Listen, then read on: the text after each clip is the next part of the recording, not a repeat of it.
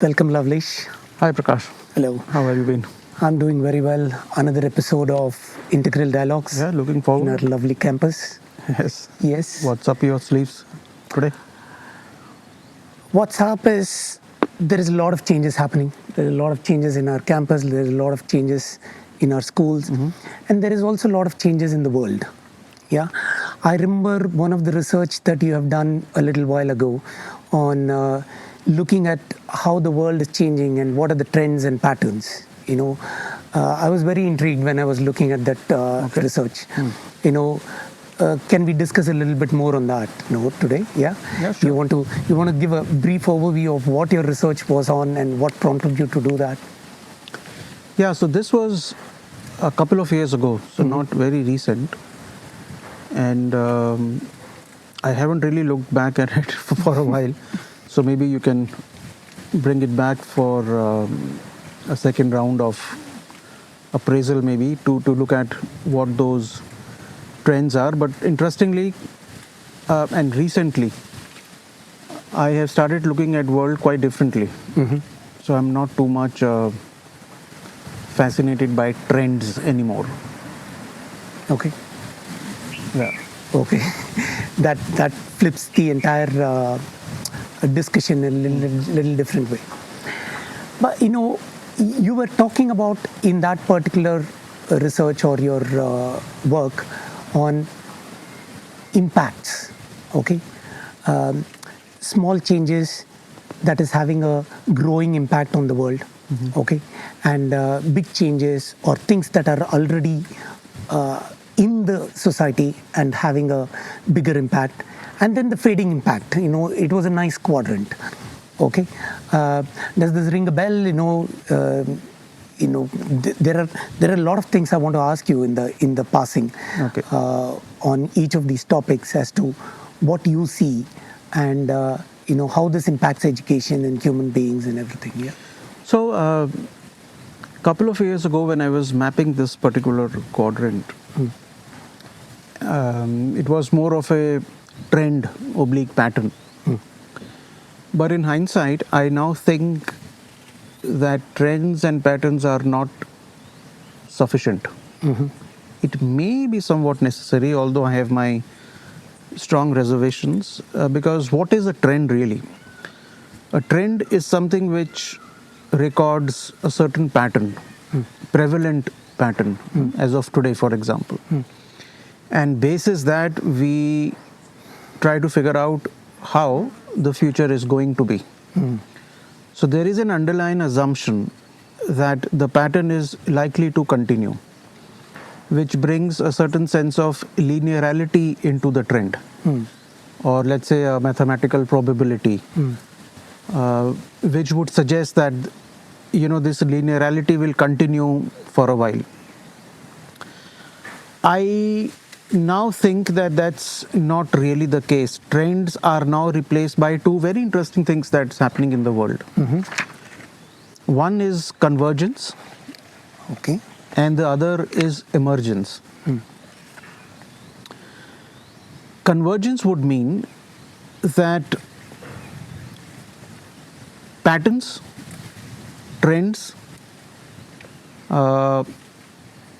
forces that have their play in the world, economic forces, business forces, occult forces, for example, and uncertainties coming together, intersecting at a point, interacting with each other, and then they produce an impact. So this impact is larger than the sum total of these effects, forces, patterns, etc. So for example, what is happening is, and this can still be maybe slightly forecasted a bit in order to figure out what is likely to happen. But this impact, this change, is a result of things and people coming together, interacting with each other, which produces this impact. So that is to convergence. For example, let's say you have a choir. Okay, you are singing the same song, and there are 10 people who are singing the same song, they converge, and the output is the song as an output. Other could be people coming from different places but work in an organization. They converge together and they create a certain kind of a output or a culture or a belief system or a way of doing work, professionalism, so on and so forth. So trends, I think, is now replacing convergence. Also, a very second point is, as you just mentioned in the beginning, it's not the kind of changes that are happening. It is also that these changes are now multidimensional and omnidirectional, which means change is again not very linear. It's happening everywhere in a bit of a chaotic manner. So it's very difficult to figure out what's likely to happen in the future. So this is what I'm seeing in organization, in education institutes, families, everywhere. And it has its play in geopolitics, sciences, psychology, education, economics. Take any aspect of life. So it's the forces of disruption, as it were, are having their free play. And it becomes very difficult to figure out what's coming next. So trends, as far as I'm concerned, is out of fashion. It's about convergence. But things don't stop there. I mentioned in the beginning emergence at the same time. Now, emergence is something else. It's again when things come together, but they produce in a kind of an impact which these effects don't have at the first place. So the impact is something which is very novel. Classic example today is AI. It is producing something which even the designer of AI don't know. It's doing something of its own.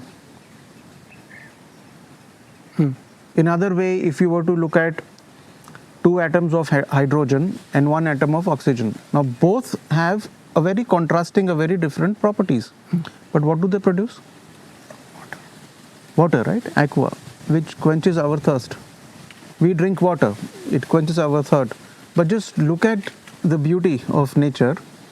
Hydrogen atoms and oxygen atom combined together. So this is an emergent thing. Likewise, you have emergent technologies these days. Robotics, AI, biotechnology, CRISPR, genome. Technologies are coming together, but they are producing something which is very novel. So I'm just giving you a context, a background as to what is happening in the world.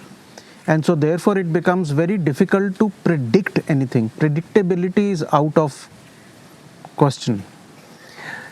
If I get you, it's more chaotic, and in this chaos, it's very difficult to identify a pattern and predict something, identify trends and analyze that, okay, because this is like this, this could happen. No. It's so chaotic that anything forming and converging with anything can come out of, can something new emerge out of anything. Precisely. And as you were speaking, I just remember a saying from Vladimir Lenin, quote unquote. He said, there are decades where there were no changes. And there are weeks where decades have happened. Something to that effect. Yeah. It's quite powerful that way, right? Yes. Unprecedented. Almost as if every day there is something else that we have to deal with. It puts a tremendous amount of pressure on the human being, psychological pressure, whether to adapt, to adopt, what impact it's going to have on us. So this is interesting. I mean, I don't know if we have the time, but technology we have been discussing almost that's the point of discussion everywhere. Yeah. Even culture, social culture, and I'm seeing this more with Gen Z or even children in school. I don't know if children in school are Gen Z or what are they called? Alpha, no? Yeah, whatever. Yeah. A certain language is emerging and they are responding to situations very differently. Is this an emergent behavior? Perhaps yes. Is it because of people are converging together?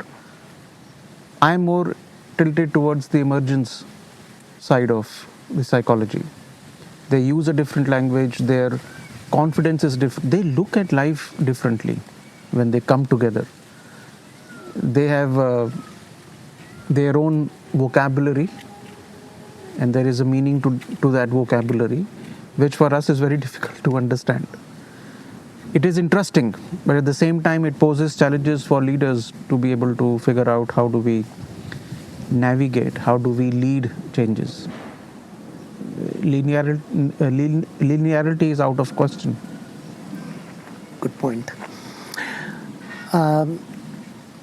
Going back to the research, I looked at so many factors that you had put in the quadrant. Yeah. Okay. Now, I don't want to discuss that on a linear pattern or trends. Okay. But I want to just present that point. Okay.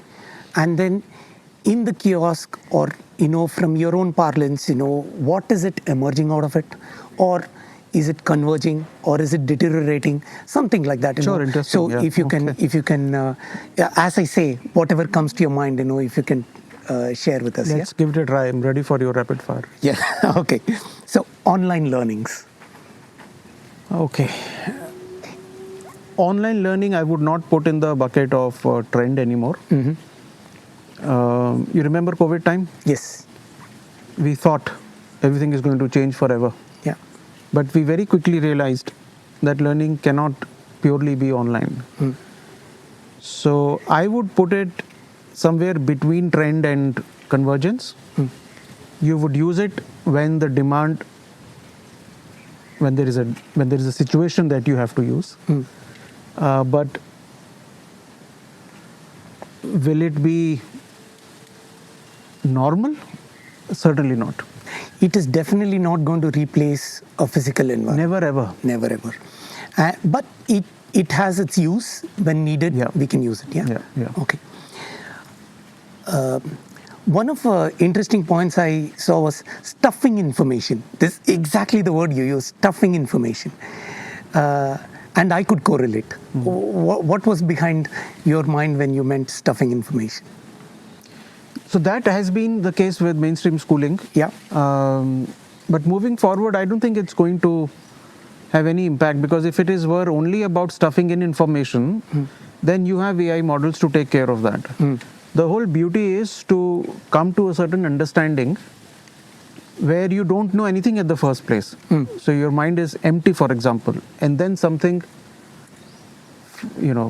falls into an empty mind, as it were. You come to a certain intuition about something, or you discover something. So stuffing in information will be outdated. It is serving no relevance to anyone. Absolutely. Because what information you are stuffing in is so widely available, right? widely available, and it's fossilized now. Yeah. If change is happening, then the information that you are producing or stuffing in belongs to history. So what will I do with that information, right? So that's the dynamics with stuffing in information. Maybe you can also tell me what bucket I have put these. These were the buckets you had put in, small but fading in importance. Right, so maybe you can, Okay, Yeah. next. What Just is next? one more, we will go in that bucket, small Small changes? small changes, but fading in importance. It's not relevant. Acha, okay. much. Okay. School as exclusive space. Okay. We have a design in mind that this is school and it's exclusive space. Yeah, I would want to hear from you. So schools, so I'm seeing this more in higher education institutes. There is also a mandate by the government, especially with the technology and science institutes, that these institutes can no longer work as a silos within a society. Physically also speaking, a school or a university is within the city, right? It's a part of the society, the city infrastructure. So until now, schools and education institutes were operating within the boundary walls, doing something which had no relevance or reference to something which is beyond their boundary walls. I think moving forward, these schools and institutes will become a laboratory of sorts, where they can in real time come out with solution that the society needs at the same time. Perfect. Yeah, Right? that's So the that most is needed, important. right? Yeah, So yeah. you move out and you check, you come in, you check, you involve. So the stakeholders, one of the things that's going to be of great importance is the list of stakeholders, those who have a direct impact or an indirect impact. So I don't see that schools can work in silos and be oblivious to What is happening? the environment in which they operate. It makes it very relevant, impractical, and so on and so forth. So that's going to go away. Okay, perfect. So we looked at small things that is fading in importance. We'll go to the opposite, small things or slowly happening but growing in importance. Okay. Yeah, decline in mental health. Small things, but growing in importance. Yes, it's a little sad to see the numbers that you hear. Depression and anxiety is on the rise. I Yes. mean, this is not even a point to discuss. Our viewers would know that this is really the case. And it's likely to increase even further as AI psychosis begins to take place in our society and culture, in our belief systems. This human to human interaction, lack of it, is going to only increase mental health issues. And not only in higher education institutes, it's beginning to happen at school level. That segues into the next point. Does increased screen time has anything to do with that? 100%. One, because you, as I said, psychosis, you begin to consider the screen as your real world, and it bombards your attention, bombards you with an X amount of stimulus, which is very difficult to deal with, brain fog issues, etc., etc. And then to prove yourself out there in the digital world has an impact. Just like the like button when it was introduced in 2012 or thereabouts, 2011, there was a sudden splurge in female suicides because they were not getting the kind of likes and depression. So the validation would come from people liking, and then came the filters, photo filters, to look smart, to look bright, to look colorful, etc. Those are the issues which still continues. Yeah. External validation, and now even it doesn't make any sense to me actually. In the same quadrant, you had also put in attention economy. Okay, it was very interesting to see that term attention economy. What do you mean by attention economy, and how are you seeing that this is growing in importance? So the first president of Facebook came up with again I don't remember the quote, but he says, "We are really after your dopamine." You can also say dopamine economy. How much of attention can these companies take from us and use that attention for selling products or selling human data, psychological data and stuff like that, medical data and so on and so forth. So that is what I meant by attention economy. The more attention we give to these social media platforms and AI, that becomes a raw material for the economy. No more steel, wood, sand, or whatever natural resources that you have. But in addition to that, this is the raw material which we are supplying. Yeah, it gives them enough space to. You can do add their ads. intention economy to attention economy now. Okay. They are also capturing your intention. What is it that you intend? Because they would we keep doing that. This is what we like, interested, not interested. So that profiling is being done on social media. So even our intentions can now be captured. And it's becoming sophisticated day by day, day by day. So attention economy and intention economy. And these two data points are excellent for targeted Marketing, targeted selling, profiling. You think of positive impacts and negative impacts both. Unfortunately, it's more to do with the negative impact. Let's move on to the third quadrant. Okay. By the way, just for our listeners, we will also put the URL to this quadrant and research that is there. So there are so many more items you can go and have a look. So going to the next quadrant, which is big and growing in importance. Growing in importance, we are continuing, but from small, we are going into big items. Okay. Yeah. Global culture. Yeah. You want to share why you put global culture in this quadrant? And so there are, why I came to global culture is because I was seeing that we are losing a sense of our identity in terms of, to start with, who we are. What are our cultural roots? What is our real history? I'm saying this with a stress, real history, not one-sided twist to history, but how we have been in the past. All that is not to be found anywhere today for youngsters to even refer to.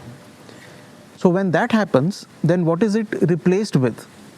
Then you have the global culture. And these days they talk about global citizen. yeah, I mean, global citizen sounds very nice, but what about your identity? Where do you belong to? How you have been in the past? So with the internet connecting the world, today we are connected like nothing in the past, right? We are almost everywhere. Wherever we want to be, we are there today. So that is why I said that the effort to do away with the identity and a deliberate shift towards a global citizen is happening, and it's on the rise. So what happens is vocabulary, what the Western or the Europe world thinks becomes the culture here. Because you are now interacting with cultures across. And how do you interact with culture across? By way of your Netflix or any other medium where you can watch whatever series or whatever movie that's there.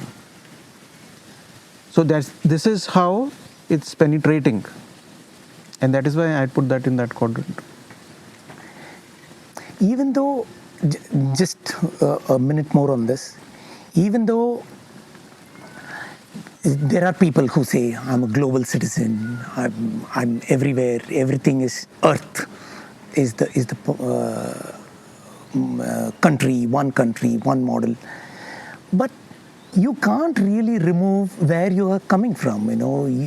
There is individuality attached to this. Even in India, which state, which place you're coming from, and which climate you're used to, which food you are accustomed to, and so many factors play. I'm just telling the matter aspect, but there is a lot of psychological aspect also in this. Yeah. Okay. The next one was social media. Okay, which you had put it in this quadrant of big player, growing in importance. Yeah, this is no brainer, right? Yeah. It's everything now is via social media. Anything that you want to know about a product or a service, it's via social media. Even the mainstream news channels are no more as relevant as they used to be, let's say, about a decade ago. So there is the alternate media. Even within alternate media, you can be as biased as you want to be. So it's kind of become a funnel, but a very strong, very reliable go-to funnel. Social media is for anything and everything in life. do you think polarization is okay? From my point of view, I can hear both extremes. Absolutely. Otherwise, how would you bring your mind to a degree of synthesis and anti-synthesis to be able to figure out what are the different sides to an event or to a policy or whatever it is. But the mind must be trained again at school to be able to look at opposites and not get carried away by either side. And in that seeing, you are able to synthesize and come to your own conclusion. So that way, it's a tremendous medium.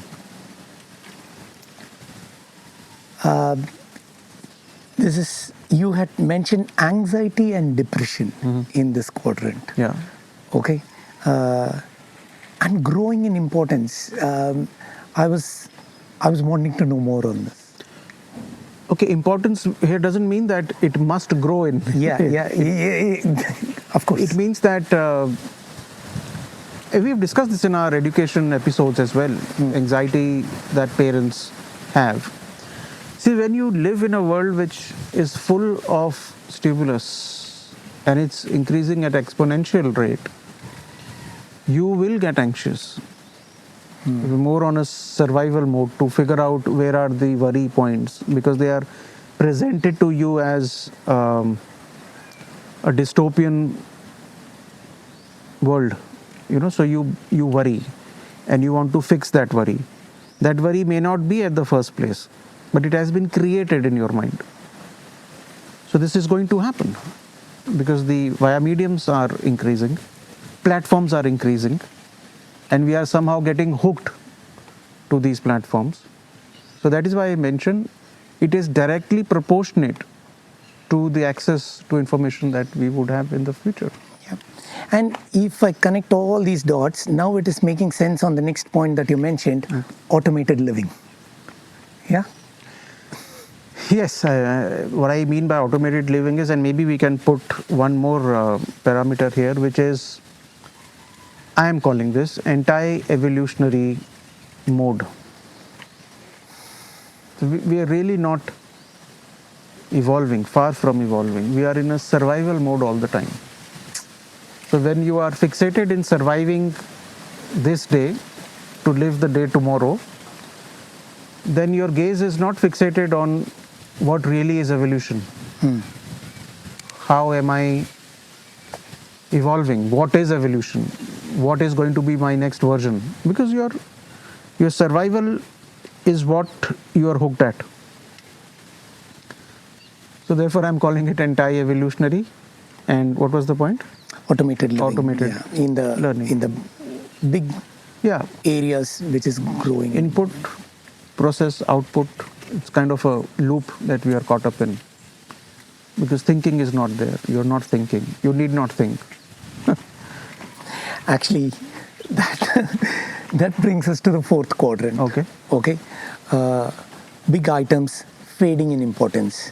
Big items fading in importance. Okay. And thinking is part of that. Yeah. Obviously. We have seen the impact of LLM on the cognition. You discussed this many a times, right? Outsourcing our thinking, the cognitive load that we have to deal with, the cost at which it comes. Digital dementia is for real. So this has a huge impact. Attention span declining. Everybody. Yeah. This is the lowest ever.